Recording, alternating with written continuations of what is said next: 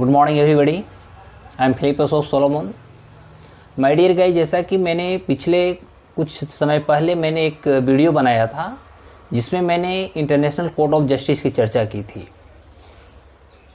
इस लेक्चर में मैंने पाया बहुत सारे ऐसे कमेंट्स आ रहे हैं, बहुत सारे ऐसे कॉल्स आए जिसमें बताया गया कि सर थोड़ा सा इंटरनेशनल कोर्ट ऑफ जस्टिस के बारे में और डीप बताया जाए।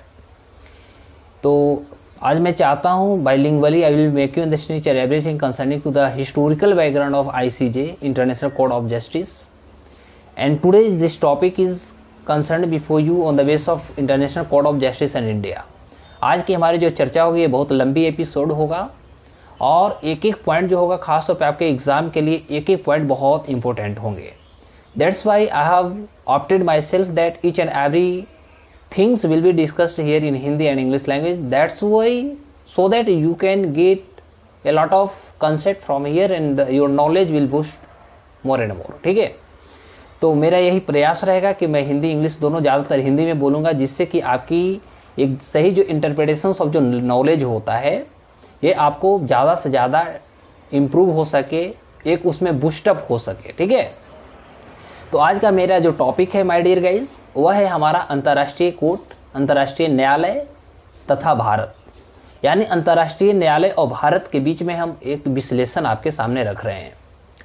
मेरे दोस्त, आपको पता होना चाहिए इंटरनेशनल कोर्ट ऑफ जस्टिस की जो स्थापना हुआ था वह 1945 में हुई थी, और जो 1945 में हुआ था इसके पीछे कुछ रीजन्स रहे, जैसा कि संयुक्त राष्ट्र के जो चार्टर है। ठीक है, तो सबसे पहले जो ICJ की स्थापना 1945 में हुआ था, वो होने के पीछे रीजन था संयुक्त राष्ट्र अब हो गए 1950 के बाद संघ हट चुके हैं। ठीक है, तो संयुक्त राष्ट्र यूनाइटेड नेशन के चार्टर के द्वारा इसको लाया गया था, और यह मुख्य रूप से अप्रैल 1946 से इन्होंने अपना काम शुरू करना किया। इट मीन टू से establish in 1945, okay, but finally the working and the functions of international court of justice from April 1946, तो अप्रैल 1946 से इनका कार्य शुरू हो जाता है। ठीक है, actually we must know about that international court of justice जो है यह सबसे पहले एक हमारा संयुक्त राष्ट्र संघ का एक प्रमुख न्यायिक अंग है। न्यायिक अंग मिंटू से लीगल बॉडी है, जुडिशियरी बॉडी है। ठीक है, जिसकी हेड क्वार्टर जो है आपका नीदरलैंड हेग में पड़ता है, और नीदरलैंड के हेग में एक स्थान है जो आपको पीस पैलेस कहलाता है। ध्यान देंगे, उस पीस पैलेस में ही ये सिचुएटेड है, लोकेटेड है, अवस्थित है। Is it okay my dear guys? संयुक्त राष्ट्र संघ के 6 प्रमुख जो बॉडी हैं, जो अंग हैं, वे सारे के लगभग मतलब 6 में 5 का जो हेड क्वार्टर है वह हेड क्वार्टर आपका न्यूयॉर्क है। मात्र यही एक ऐसी संस्था है जिसको हम लोग बोलते हैं इंटरनेशनल कोर्ट ऑफ जस्टिस, जिसका हेड क्वार्टर न्यूयॉर्क से अलग है, बल्कि नीदरलैंड के हेग में पाया जाता है। Actually international court of justice का जो निर्माण किया गया था, गठन किया गया था, गठन करने के पीछे रीजन्स ये थे कि यह जो है संयुक्त राष्ट्र के बीच और राष्ट्रों, खासतौर पर विश्व के जितने भी राष्ट्र हैं, विश्व के सारे राष्ट्रों के बीच जो कानूनी विवाद होता है, जो कानूनी उलझन होता है, मस्ट बी रिजॉल्व, उसको, उस विवादों को कैसे सुलझाया जाता है, उस सुलझाने के लिए खास तौर पर अंतर्राष्ट्रीय कोर्ट ऑफ जस्टिस का निर्माण किया गया था।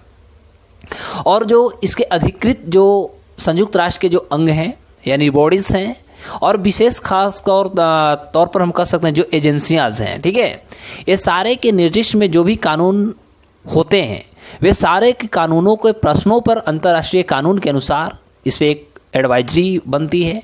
एडवाइजरी के बाद एक वहाँ पर कह सकते हैं रिकमेंडेशंस होता है, justifications of the verdict can be taken place, और उसके बाद इस तरह की प्रक्रियाएं कराई जाती है। My dear friends, there are 193 countries as a member of united international court of justice. अभी वर्तमान में देखा जाए तो अंतर्राष्ट्रीय कोर्ट ऑफ जस्टिस जो है न्यायालय, इसमें अभी 193 देश शामिल हैं, और इसके वर्तमान में जो अध्यक्ष, उस समय की बात कर रहा हूँ अभी, तो उसमें आपको अब्दुल कावी अहमद यूसुफ। लेकिन वर्तमान की हम अभी बात करेंगे, इसकी जो बैकग्राउंड थी, इसको हिस्टोरिकल जो बैकग्राउंड था, कुछ हमारे पास सरकारी रिपोर्ट भी होंगे, अंतर्राष्ट्रीय रिपोर्ट होंगे, उसकी भी हम चर्चा आपके सामने करूँगा। तो एक्चुअली जब 1945 ईस्वी में यूनाइटेड नेशन के अंतर्गत जो हमने देखा कि इंटरनेशनल कोड ऑफ जस्टिस का जो निर्माण किया गया, जिन्होंने 1946 से अपनी एक्टिविटी को प्रतिस्थापित करता है, कार्य करना शुरू करता है। ऐसा नहीं हुआ कि 1945 में direct court of justice, international code of justice का निर्माण किया गया। Several dispute, several controversies and a lot of arbitrations taken place. तो इससे पहले यदि prior to 1945 if you want to go through the background, historical background, we have to look into several disputes. बहुत प्रकार के ऐसे विवादें हैं, बहुत सारे ऐसे समस्याएं हो जिसको खास तौर पे हम कह सकते हैं कि एक आर्बिट्रेशंस के आधार पर उसको शुरू करने, मतलब समाप्त करने की कोशिश की गई थी। उसी आधार पर इसको लाया गया। तो अब हम बात करेंगे कि इसको बैकग्राउंड क्या है, ठीक है। तो सबसे पहले माय डियर गाइस याद रखें कि संयुक्त राष्ट्र संघ, जिसको आप संयुक्त राष्ट्र बोलते हैं 1950 से, तो संयुक्त राष्ट्र के चार्टर के यदि आर्टिकल 33 को देखा जाए तो संयुक्त राष्ट्र के चार्टर आर्टिकल 33 अनुच्छेद 33 में राष्ट्र के बीच में जो विवाद होते हैं उसको शांतिपूर्ण कैसे समाधान किया जाए, इसके लिए बातचीत, पूछताछ, आप कह सकते हैं मीडिएटर यानी मध्यस्थता, ये सारे विधियों की सूची बनाई गई है। Those matters, those affairs were completely involve in that indexes and under article 33 we can also observe different affairs by which we can solve the disputes and controversy among the countries, between the countries। और इनमें से कुछ ऐसे भी विधि हो जो एक third ground level पर भी स्टेजेज किए गए। लेकिन यदि इसको ऐतिहासिक हिस्टोरिकल प्लेटफॉर्म के आधार पर देखा जाए तो ऐतिहासिक प्लेटफॉर्म के आधार पर इसको देखते हैं तो ऐसा लगता है कि जितने भी प्रकार के विवाद हुए वे सारे विवादों को समाप्त करने के लिए द बेस्ट तरीका जो होता है वह मध्यस्थता होता है, आपसी बातचीत होती है। और जैसा कि हमारे भारत में प्राचीन समय से यह जो शिक्षा का एक बहुत बड़ा कह सकते हैं, ज्ञान का एक जो प्रसार है मध्यस्थता, आर्बिट्रेशंस का, मीडिएटरशिप का, या कह सकते हैं पंच परमेश्वर का, यानी 5 मेंबर कमेटी की, ये हमारे देश में बहुत प्राचीनतम चीज़ है। ये चीज़ को कहीं ना कहीं हम कह सकते हैं कि यूनाइटेड नेशंस के अंतर्गत जब आईसीजे का गठन हो रहा था उससे पहले इस तरह की एक्टिविटीज़ को जरूर किया गया था। लेकिन जिस तरह से एक बहुत बड़ी बदलाव, समय का डिमांड, एक वेस्टर्न कल्चर, वेस्टर्न नॉलेज की डिमांड, उस तरह से कहीं ना कहीं हमारे जो प्राचीनतम जो हमारी एक्टिविटीज़ थी, एक नॉलेज था, एक ज्ञान का एक कह सकते हैं पुरोहित हमारे देशों ने दिया, these are completely transformed by the western knowledgeable people. तो आज हम इसी चीज़ों की बात करेंगे। तो यदि ऐतिहासिक फॉर्म में देखा जाए तो सबसे पहले जो मध्यस्थता होता है जिसको हम आर्बिट्रेशंस बोला, और जो एक 5 मेंबर्स जो कमेटी होते हैं जिसको हम लोग हिंदी में अपने देशों में बोलते हैं पंच परमेश्वर या पंच का निर्णय, ठीक है, कि प्रणाली पहले से इसमें मौजूद थी और मौजूद रही भी है। लेकिन क्या हुआ कि पंच का जो निर्णय होती है वो प्रणाली बहुत प्राचीनतम समय से देखा जाए तो भारत में थी और इसको इस्लामिक समुदाय का भी एक हिस्सा माना जाता था, ध्यान दीजिएगा। लेकिन क्या हुआ कि बाद में उदाहरण के तौर पर यदि देखा जाए तो इसे प्राचीन, चाहे ग्रीस की बात हो, चाहे चाइना की बात हो, चाहे अरब की जनजातियों की बात हो, ये सारे के बीच कहीं ना कहीं ये जो मध्यस्थता की बात चल रही थी, ये यूरोप के समुद्री कानूनों के अंतर्गत इसको कहीं ना कहीं देखा जा सकता है, लागू किया गया और अंततः अभी की वर्तमान की परिस्थितियां जो है एक नए अपडेटेशंस रूप लेकर के आ जाती है जो एक जस्टिस का रूप ले लेता है। अंतर्राष्ट्रीय जो हमारी मध्यस्थता होती है, जो आर्बिट्रेशंस होता है, इसका जो हमारा एक आधुनिक इतिहास रहा, एक जो मॉडर्न हमारी हिस्ट्री रहती है आर्बिट्रेशंस का, वह होता है क्या कि सबसे पहले जो आम तौर पर जो एक जनरली जब आपस में दो लोगों के बीच या दो गुट के बीच में जब किसी भी प्रकार का डिस्प्यूट हो जाता है तो in that criteria an arbitrations can be tabled to listen and to analyze all disputes, all problems of both parties, and after the conclusion can be derived there।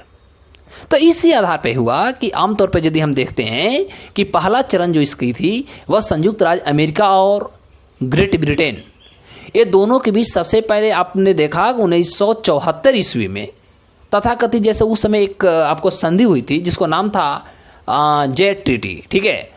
तो सबसे पहले जो हम आर्बिट्रेशंस की बात करते हैं तो सबसे पहला जो आर्बिट्रेशंस हुआ था वह संयुक्त राज्य अमेरिका तथा ग्रेट ब्रिटेन के बीच में हुआ था। वो दोनों के बीच में कुछ डिस्प्यूट्स चल रहे थे। उस डिस्प्यूट को समाप्त करने के लिए सबसे पहले 1874 ईस्वी में जय संधि यानी जेट ट्रीटी का निर्माण किया जाता है। उसके बाद क्या हुआ कि ग्रेट ब्रिटेन और संयुक्त राज्य अमेरिका ये दोनों के बीच फिर 1872 ईस्वी में एक अलबामा दावे की मध्यस्थता को दूसरे चरण के रूप में देखा जाता है, जो एक बहुत ज़्यादा कह सकते हैं बहुत इंपॉर्टेंट निर्णायक के रूप में इसको एक फॉर्म रखा जाता है, या कह सकते हैं कि जिसके द्वारा एक जो आर्बिट्रेशंस की रूप होती है, जिसके द्वारा हम कह सकते हैं जो एक बहुत बड़ी से बड़ी जो एक समस्या होता है, जो एक विवाद होता है, उसको समाप्त करने की कोशिश किया गया था। साथ ही साथ आप 1899 के इतिहास यदि देखते हैं तो 1899 ईस्वी में एक इंसान था जिसका नाम था रूसी जार निकोलस द्वितीय, ठीक है। तो रूसी जार निकोलस द्वितीय के द्वारा एक आमंत्रण कर सकते हैं जो 1899 ईस्वी में हुआ, उसको नाम दिया गया था हेग शांति सम्मेलन। ध्यान देंगे, Hague peace summit was held in 1899 by रूसी जार Nicholas second, and this was the invitee years by which an arbitrations of a table conference can be held, and this part must be a part of the resolutions of the disputes.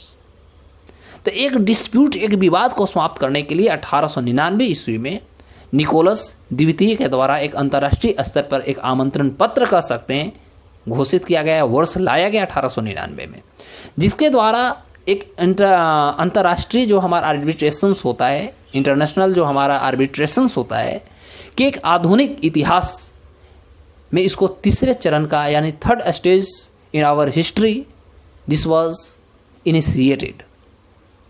But what happened during that? और finally यही होता है कि जो arbitration के संबंध में वर्ष 1899 इसमें जो कन्वेंशन हुई थी, उस कन्वेंशन के आधार पर अस्थायी संस्था के निर्माण पर बल दिया गया कि a permanent institutions must be established by which an arbitrations, a member of the league, a member of the countries, members must be accelerated to go through the resolutions of a dispute which has been happening between among the nations. And finally, अस्थाई committee या अस्थाई संस्था के निर्माण के लेकर के वही 1899 की जो हमारा तृतीय जो स्टेज ऑफ द कन्वेंशंस था निकोलस द्वितीय के द्वारा, उसके आधार पर ही शुरू की गई। अंततः अस्थाई मध्यस्थता न्यायालय, जिसको हम लोग बोलते हैं परमानेंट कोर्ट ऑफ आर्बिट्रेशन के रूप में जाना गया। एंड फाइनली 1900 ईस्वी में इन 1900 इसको इस्टेब्लिश भी कर दी गई। परमानेंट कोर्ट ऑफ आर्बिट्रेशन जो था उसकी अंततः 1900 ईस्वी में 1900 में इसको स्थापना भी कर दिया गया, और 1902 से 1902 ईस्वी से इसका परिचालन भी शुरू कर दिया गया। तो this is the background of international court of justice. Secondly क्या होता है कि जो कन्वेंशन हुआ था, इस कन्वेंशन ने हेग जो नीदरलैंड में पड़ता है, जहां पर भी हेडक्वार्टर इसकी है, तो इस कन्वेंशन ने नीदरलैंड के हेग स्थित एक जो अस्थायी कार्यालय भी इन्होंने बनाया, स्थापित किया, और इसमें इन्होंने कह सकते हैं कि कोर्ट जो रजिस्ट्री होता है, जिसको हम लोग सचिवालय भी कह सकते हैं, तो कोर्ट रजिस्ट्री या सचिवालय के अनुरूप कार्य भी इन्होंने होने दिया, होते थे। और क्या हुआ कि मध्यस्थता के जो संचालन थी, इसके लिए उन्होंने बहुत सारे प्रोसेस और कह सकते हैं एन ऑर्डर ऑफ लॉज यानी नियमों का एक पुलिंदा कह सकते हैं का इन्होंने एक सामूहिक रूप से निर्धारित किया। That this is the part of rule, this is a part of legal rule by which we can resolve our disputes. That this is the interpretations, and this was also initiation and initiative which has been taken, understood by all of the people. And finally in 1911 और अंततः क्या हुआ कि वर्ष 1911 से लेकर के 1919 ईस्वी तक, मीन टू से when ever first world war got ended, जब हमारा प्रथम विश्व युद्ध समाप्त हुआ तब तक मैं बात कर रहा हूँ, क्योंकि प्रथम विश्व युद्ध हमारा 1914 ईस्वी में शुरू हुआ, 1918 में समाप्त होती है, और मैं बात कर रहा हूँ 1911 से 1919 ईस्वी के बीच की बात। तो क्या होता है कि 1911 से जब 1919 ईस्वी के बीच राष्ट्रीय और जो अंतर्राष्ट्रीय जो हमारा सेक्टर्स होते हैं, इंस्टीट्यूशंस जो होते हैं, और कह सकते हैं जो गवर्नमेंटल तथा इंटरनेशनल जो लीगल हमारे पास ट्रिब्यूनल्स होते हैं, जिसको हम लोग हिंदी में बोलते हैं अंतर्राष्ट्रीय न्यायिक न्यायाधिकरण, तो जो ट्रिब्यूनल थी इसकी स्थापना करने के लिए विभिन्न योजना तथा विभिन्न प्रकार के जो प्रस्ताव थे, प्रपोजल थे, को इन्होंने टेबल किया, प्रस्तुत किया। Is it okay? जिसका स्थापना जो हुआ था या समापन कर सकते हैं प्रथम विश्व युद्ध के तुरंत बाद हुई, और इसी आधार पर भारत माने विश्व स्तर पर नई अंतर्राष्ट्रीय प्रणाली के संलग्न में कह सकते हैं, on the base of accelerations of new international policies concerning to the schemes which has been launched, this is the part by which we can say international न्याय के लिए एक अस्थायी न्यायालय का निर्माण किया है, जिसको कहा जाता है permanent court of international justice, PCIJ। और प्रथम विश्व युद्ध जैसे ही समाप्त होता है उसके बाद ही अंतर्राष्ट्रीय प्रणाली के एक अभिन्न अंग के रूप में कह सकते हैं अंतर्राष्ट्रीय स्तर पर अंतर्राष्ट्रीय न्याय के लिए अस्थायी न्यायालय permanent court of international justice की स्थापना किया गया। This was the background and the further reaction if you want to study that. क्या हुआ कि वर्ष 1943 में, राइट, 1943 ईस्वी की बात है कि 1943 में क्या हुआ कि चीन हुआ या सोवियत संघ की बात करते हैं, ब्रिटेन और अमेरिका, ये ऐसे 4 राष्ट्र हुए। ध्यान दीजिएगा, 1943 में चीन, सोवियत संघ, ब्रिटेन और अमेरिका ने एक संयुक्त घोषणा पत्र इन्होंने जारी किया, एक एजेंडा इन्होंने जारी किया, और उसमें इन्होंने बताया, कहा गया कि सभी जो शांति प्रिय राष्ट्र हैं और राष्ट्रों की जो संप्रभुता होती है, सॉवरेनिटी होती है, उनकी जो इक्वालिटी होती है, जिसको हम समानता कहते हैं, तो समानता के आधार पर एक समान अंतर्राष्ट्रीय संगठन की स्थापना किया जाए। Mean to say this was a recommendation which has been given by 4 members of the countries, China, Russia, Britain and America. There were 4 nations. During 1943, gave the recommendation to establish an institutions and organization that welfares that look after the sovereignty of the nations, equality of the nations, means each and everything must be equalized. This is the part and interpretations for all of the nations, and during that it was inaugurated. And finally this organization जो था, यह जो संस्था थी, ये जो संगठन थी, एक अंतर्राष्ट्रीय शांति और सुरक्षा के बनाए रखने के लिए बड़े और छोटे सभी राष्ट्रों के लिए इन्होंने खुला होगा। तो this types of recommendations were accelerated.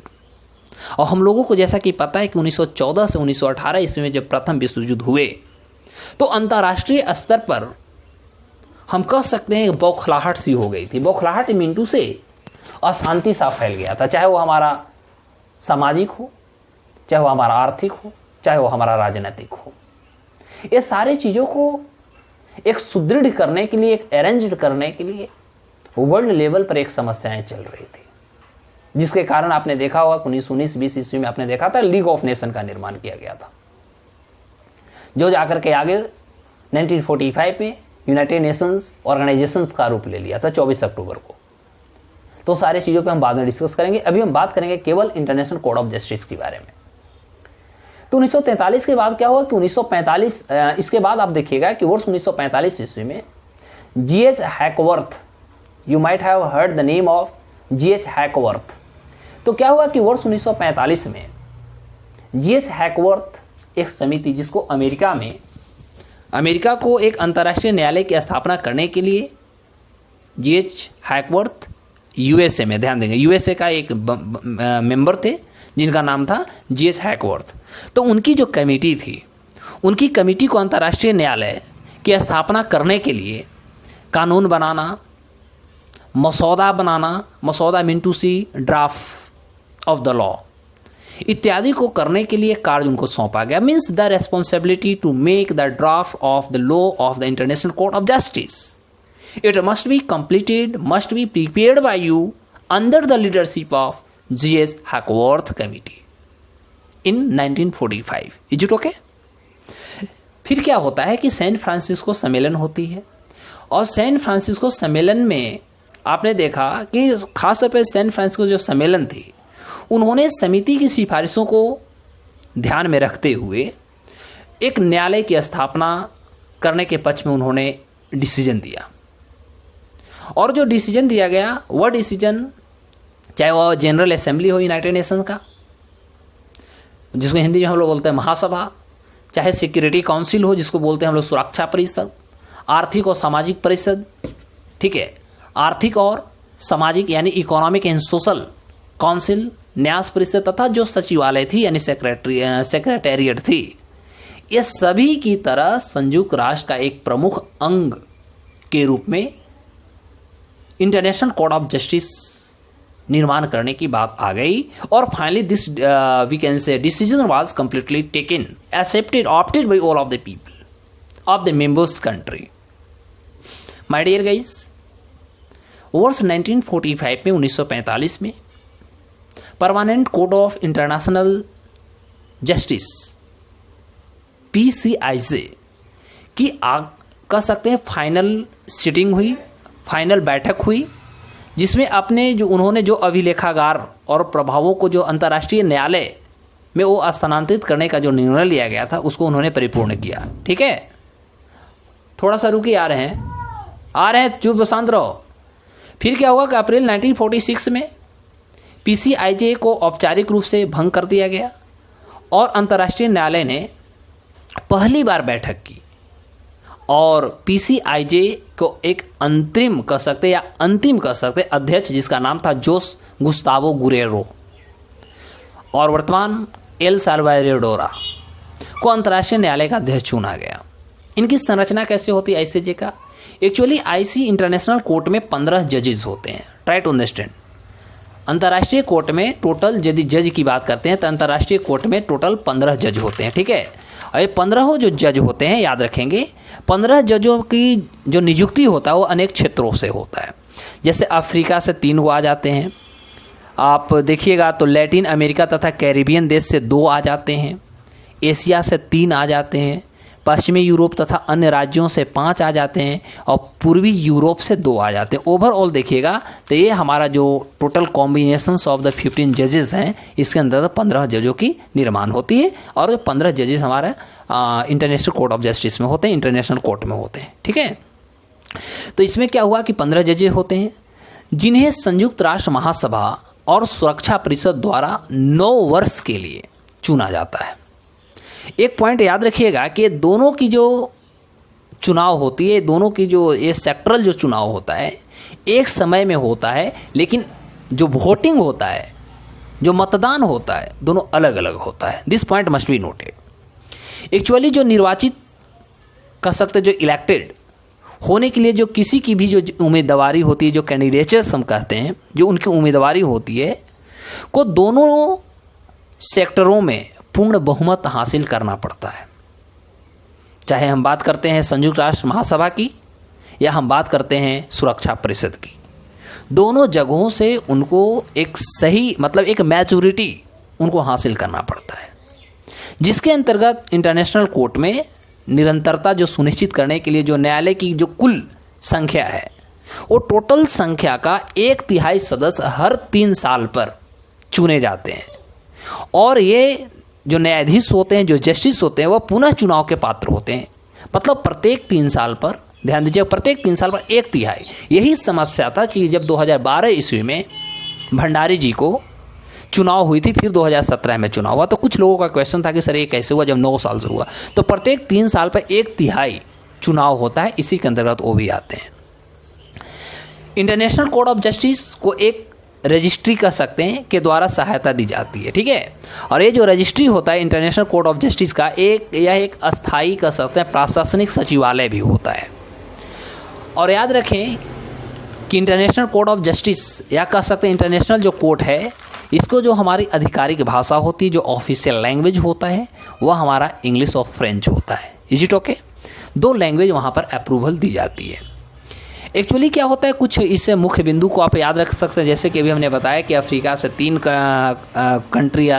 Members हो जाते हैं, लैटिन अमेरिका और कैरिबियन कंट्री से 2 हो जाते हैं, एशिया से 3 हो जाते हैं, पश्चिमी यूरोप और अन्य राज्यों से 5 हो जाते हैं और पूर्वी यूरोप से 2 हो जाते हैं। ओवरऑल 15 मेंबर्स, 15 जजेस हो जाते हैं, ठीक है। प्रमुख बिंदु ये आपको याद रखना है, प्रमुख बात ये हो जाती है कि अंतर्राष्ट्रीय संगठन के अन्य जो सेक्टर्स होते हैं या बॉडीज जो होते हैं कि ठीक वाइस वर्सा देखिएगा या के विपरीत में आप देखेंगे तो देखिएगा कि अंतर्राष्ट्रीय न्यायालय में सरकार के प्रतिनिधि सबसे पहला कोई नहीं होता। दूसरा महत्वपूर्ण बात हो जाता है कि न्यायालय के जो सदस्य होते हैं वह स्वतंत्र न्यायाधीश होते हैं, उन पे किसी भी प्रकार का दबाव नहीं बनाया जा सकता। जिनकी जो दायित्व होती है, जिनकी जो रेस्पॉन्सिबिलिटी होती है, वो ग्रहण करने से पहले उनको शपथ लेना पड़ता है, ठीक है, कि वे अपनी पावर यानी अथॉरिटी का कभी भी निष्पक्षता और शुद्ध अंतःकरण से वो उपयोग करेंगे। किसी भी प्रकार का नेपोटिज्म, किसी भी प्रकार का क्लोजनेस रिलेटिव या we can say a belonging of that particular nations, वो इस्तेमाल इसका नहीं करेंगे। वह निरपेक्ष रूप से, निष्पक्ष रूप से वो इसका इस्तेमाल करेंगे। तीसरा महत्वपूर्ण चीज़ होता है कि जो इंटरनेशनल कोर्ट ऑफ जस्टिस जो है, इनके न्यायाधीशों की जो स्वतंत्रता होती है उसको उनको बनाए रखने के लिए न्यायालय के किसी भी सदस्य को तब तक बर्खास्त नहीं वो कर सकते जब तक कि यह आवश्यक शर्त जो दिया गया है उसको वो पूरा नहीं करता। और इसी के परिप्रेक्ष्य में हम कह सकते हैं कि अभी तक किसी भी न्यायाधीश को पद से विस्थापित नहीं किया गया, पद से कभी भी वहाँ से हटाया नहीं गया। दूसरी बात होता है कि इंटरनेशनल कोर्ट ऑफ जस्टिस जो है उसमें भारत के तरफ से अभी तक कौन कौन सदस्य हुए उसके बारे में आप चर्चा कर लीजिए।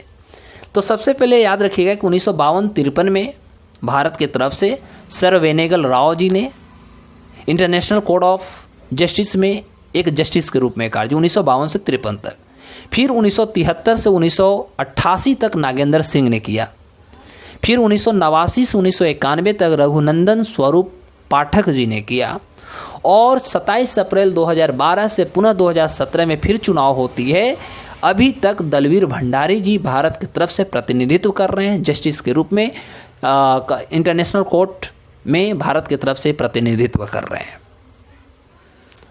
और आगे अभी कुछ और मुझे इसमें बताना था, कहीं बाहर निकलनी है जिसके कारण मैं थोड़ा सा अभी निकल रहा हूँ। मैं अगला एक वीडियो और लाता हूँ जिसमें आपको और कुछ मैं बताऊँगा। All the best, thank you my dear guys. आप अपना कंटिन्यू पढ़ाई रखें। मैं आपको फिर कुछ इसमें स्पेशल कुछ चीज़ें छूट गई हैं जो हम आगे डिस्कस करेंगे। आज के लिए यहीं तक। All the best, thank you.